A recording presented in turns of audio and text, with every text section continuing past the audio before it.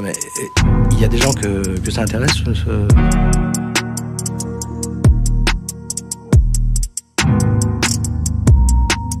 Je ne connais que deux types de personnes qui consacrent toute leur journée à documenter les relations entre les juifs et les pouvoirs. Les antisémites et les historiens. Nous, on a plutôt choisi aujourd'hui de recevoir un historien. Alexander, bonjour. Bonjour. Alexander Mimoun, tu mènes une thèse sous la direction de Claire Soussen dans le cadre de l'école doctorale en sciences humaines et sociales de l'Université littorale Côte d'Opale. Comment tu en es venu à choisir ton sujet? Les relations entre les Juifs et les pouvoirs, le cas de la Castille, d'Alphonse X, au massacre de 1391. Raconte, qu'est-ce qui s'est passé dans ta vie? Il y a 5-6 ans, j'ai réussi à reprendre, après plusieurs essais infructueux, des études à distance d'histoire. Et donc je suis repassé avec les bacheliers en première année de licence, deuxième année, troisième année. Et à l'issue de ce travail, en fait, j'ai poursuivi dans un master. Et là, s'est posé la question, effectivement, du sujet d'études du master. Et au départ, j'étais parti dans l'idée juif, Moyen-Âge, France. C'était l'objectif.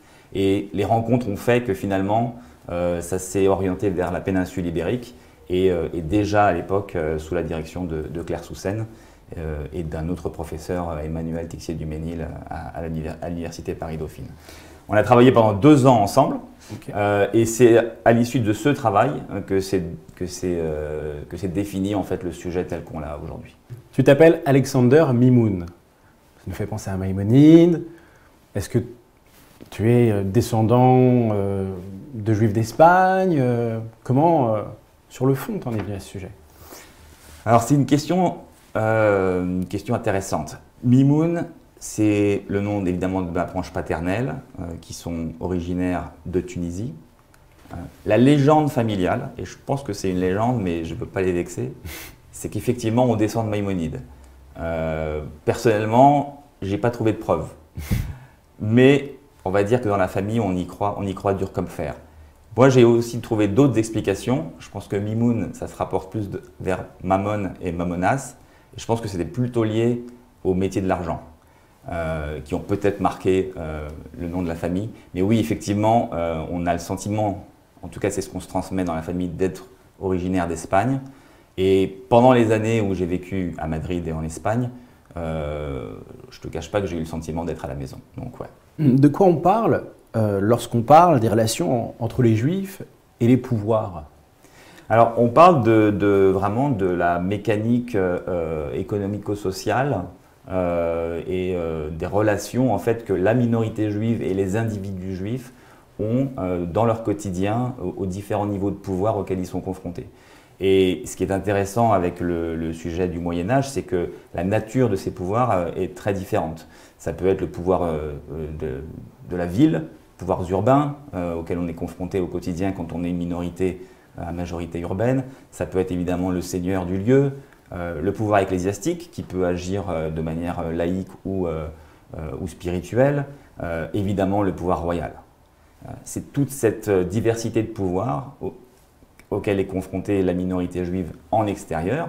Et puis évidemment, il y a aussi la question interne, des pouvoirs de la communauté en tant qu'entité constituée avec le juge, les anciens, les rabbins, etc., etc. Donc c'est toute cette diversité de pouvoirs auxquels on s'attaque quand on essaye de travailler sur ce sujet. Pourquoi aller chercher la Castille? Alors la Castille, c'est issu, entre autres, c'est la résultante en fait, du travail de master qui s'était orienté vers la Castille puisque j'ai travaillé sur des sources castillanes et que par ailleurs, dans ma jeunesse, j'avais passé du temps en péninsule ibérique à Madrid et donc j'avais une petite familiarité, on va dire, avec le terrain. En particulier au niveau de la langue, puisqu'évidemment les sources sont en castillan ancien et donc il fallait maîtriser un petit peu la langue et c'était une des caractéristiques, une des qualités dont je disposais.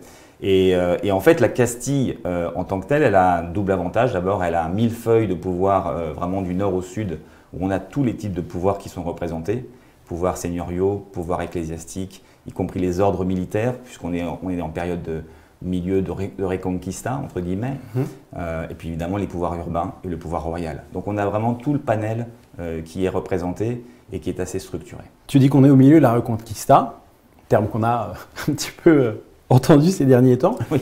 Pourquoi choisir d'aller d'Alphonse X au massacre de 1391? Alors c'est une période qui est doublement intéressante. D'abord d'un point de vue territorial, Alphonse X, de par les conquêtes de son père Ferdinand III, marque vraiment une stabilisation au niveau du périmètre géographique et de la définition géographique de la Castille.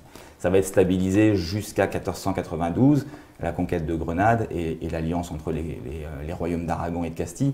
Mais là, on travaille sur cette période-là sur un périmètre géographique qui est à peu près stable, ce qui facilite quand même grandement le travail. Il y a deux autres éléments qui viennent en plus rendre le travail intéressant. La première, c'est que pendant cette période, on a une agitation au niveau des pouvoirs royaux assez importante. On a des rois qui meurent de la peste, on a des rois mineurs qui rentrent dans des périodes de régence et donc d'instabilité politique et de confrontation des différents pouvoirs justement qui sont en lutte et en concurrence sur le territoire. Et ça c'est vrai pendant cette période-là, ça l'est un peu moins après, une fois que les Trastamars sont montés au pouvoir et vont stabiliser les pouvoirs royaux. Et puis secondo, on est aussi dans une période où il y a d'énormes mutations sociales. Je veux dire, on est en plein, entre le milieu du XIIIe et la fin du XIVe, on est les fameuses famines, guerres et maladies. Et ça c'est de nature à remettre en question tout l'équilibre qui s'établit. Et donc c'est un laboratoire excellent pour voir les interactions entre le cœur et la périphérie, entre les différents niveaux de pouvoir et les minorités qui sont présentes sur le terrain de la Castille. Donc au final, on est sur un laboratoire à la fois géographique et temporel qui est vraiment idéal pour analyser les mutations et les relations qui peuvent se créer entre cette minorité juive et les pouvoirs existants. Tu travailles sur quel corpus de sources? Alors, une des difficultés de la géographie à laquelle je m'intéresse, qui est la Castille, c'est justement une certaine rareté ou une certaine dispersion des sources. Donc pendant les années de master, j'ai travaillé sur des sources assez classiques. Code juridique, chronique royale, compte rendu d'assemblée générale, on va dire, entre guillemets, assemblée représentative qui s'appelle les Cortes dans le monde de la Castille.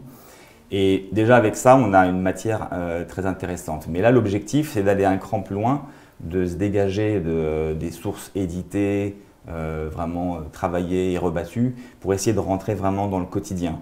Et ça demande pour la Castille d'aller chercher au niveau des sources municipales, des sources ecclésiastiques, des sources royales qui sont très dispersées malheureusement, pour pouvoir identifier des situations et des personnages et des relations qui vont pouvoir m'aider à travailler sur des hypothèses et sur le sujet de thèse que je me suis lancé. En quoi ton sujet peut nous être utile aujourd'hui?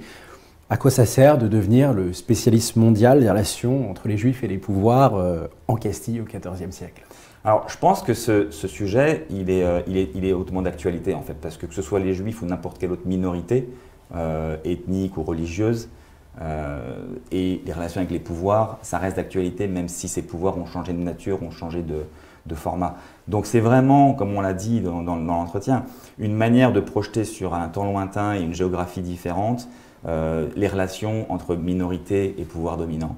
Et essayer de dégager en fait les stratégies, ce qu'on appelle en sciences historiques l'agency, la capacité d'action, la capacité d'agentivité, de la marge de manœuvre dont ces minorités disposent et comment ils la mettent en application au quotidien, au niveau individuel et au niveau éventuellement de la communauté au sens large. Et ça, en fait, c'est vraiment passionnant parce qu'on voit cette marge de liberté et cette marge de manœuvre à tous les niveaux et à tous les moments. On a toujours eu tendance à assimiler les Juifs comme une minorité passive qui allait de droite à gauche en errance ou sous les massacres. Et en fait, on découvre, quand on se plonge dans les sources, que bien sûr que non, il y a des gens qui ont négocié, il y en a d'autres qui ont résisté, il y en a d'autres qui se sont accommodés, il y en a d'autres qui ont fait le pas et qui se sont convertis. Il y a différentes stratégies,